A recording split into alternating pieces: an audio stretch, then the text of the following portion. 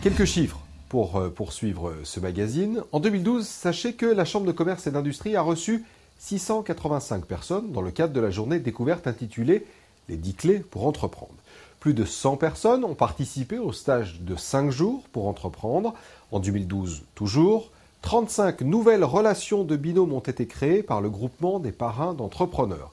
Enfin, dans le cadre de la reprise, ce sont 145 entreprises qui ont été accompagnées. Vous l'aurez compris, la Chambre de commerce et d'industrie de Savoie est présente à vos côtés pour toutes les étapes de la vie de votre entreprise, à la création, naturellement, lors des développements et de sa pérennité, jusqu'au moment finalement de la reprise, comme nous l'explique Béatrice Tétamontou, membre conseiller de la commission service de la Chambre consulaire savoyarde.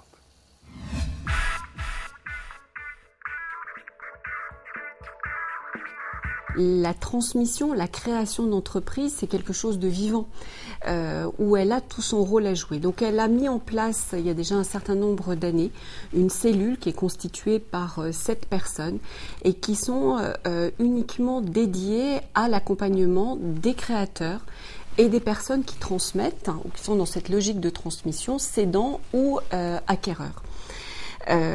Cet accompagnement qui va être fait s'articule sur plusieurs branches.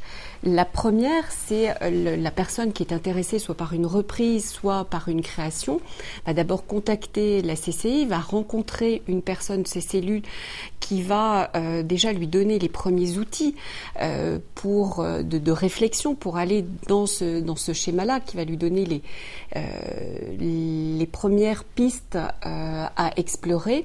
Et ensuite, elle a mis dans une deuxième phase, lorsque déjà elle s'aperçoit que le projet a de la substance, est viable, elle a mis en place des outils plus spécifiques, soit des accompagnements personnalisés, soit des systèmes de stage à durée variable, 5 jours, 2 jours, qui sont cumulatifs, c'est sur des modèles différents, pour permettre d'aller plus loin dans cette démarche, de vraiment évaluer le projet. Et également, dans un troisième temps, des outils qui sont le parrainage ou le CNES, où là on a sur des questions précises. Ça peut être par exemple comment optimiser la gestion d'une trésorerie, des outils qui sont développés pour permettre, une fois l'entreprise créée, d'aider à la pérennité.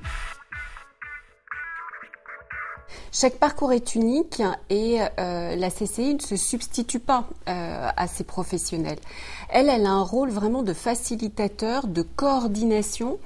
C'est pour ça qu'elle a signé des partenariats avec les experts comptables, avec l'ordre des avocats, pour proposer dans ces phases d'accompagnement des consultations qui sont dispensées par ces professionnels pour vraiment après apporter un conseil très ciblé. Le diagnostic que fait la CCI, c'est vraiment, il faut que pour qu'un projet réussisse, qu'il y ait vraiment un accompagnement. Elle le fait, et pour des questions ensuite extrêmement précises, pointues et très personnelles à la problématique de ce créateur ou de celui qui veut reprendre, elle l'adresse via ses partenariats à des professionnels, des experts comptables comme je vous le disais principalement, des avocats également. Aujourd'hui, dans le constat qu'on fait en Savoie, c'est que plus de pratiquement 3400 entreprises ont des dirigeants qui sont proches de l'âge de la retraite, qui ont plus de 58 ans. Donc ça veut dire que dans les 5 ans qui viennent, il faudra qu'ils cèdent. La transmission, elle est fondamentale pour préserver l'emploi, pour préserver le savoir-faire et pour permettre la pérennité de ce tissu économique. Et le leitmotiv de la CCI, c'est vraiment anticiper. Anticiper cette transmission pour qu'elle puisse se passer dans de meilleures conditions pour le cédant et dans les meilleures conditions possibles pour l'acquéreur également. Parce que il faut ce lien, ce passage de témoin qui va intervenir entre l'un et l'autre ne se fait pas du jour au lendemain. La CCI n'a de cesse que de dire à ses adhérents, les chefs d'entreprise, préparer cette transmission. C'est quelque chose, si on veut se donner un ordre d'idée pour que cette transmission et cette pérennité de l'entreprise puisse aboutir, c'est quelque chose qui doit être anticipé entre 3 et 5 ans avant la date de départ. Le réseau, c'est la confrontation d'expériences, c'est de voir comment résolvent d'autres créateurs certaines difficultés auxquelles ils sont confrontés, d'où le CNES qui fait partie de ces réseaux également.